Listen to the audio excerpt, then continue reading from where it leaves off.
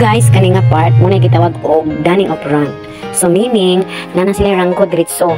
So pag PNP graduate ka, automatic na ka officer, police lieutenant na diretso. So kani after ni sa graduation pagkapalis gidiretso na activity kay nganuman para dili na magbalik-balik ang parents. So mong gibuhat isabong namo kauban sa akong partner nga isabong namo ang ranggo sa akong anak nga police lieutenant Calvin Crane Handog. So ingani kanining mga PNP graduates no diretso na siya officer kay dili pud basta-basta ang ilang giagihan. So worth it ang ilahang agihan sa upat ka tuig.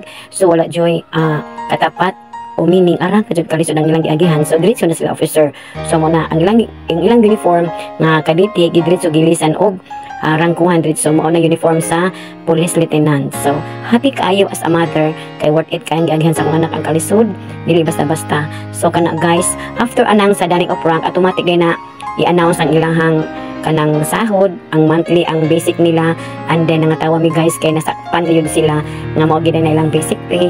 Insakto ra pod maka napod sila magamit sa ilahang panarbaho ug makatabang pod sa ginikanan, and then after ana gi-announce dayon nga maulit na sila dayon ana ipak-up din dito 7 o'clock sa gabi uli din sila dito ana. So nanami naka kuha nga sakyanan para kargahan sa ilang gamit. So ingan na dyan ang pagbalaod sa PNP no, dili giday basta-basta.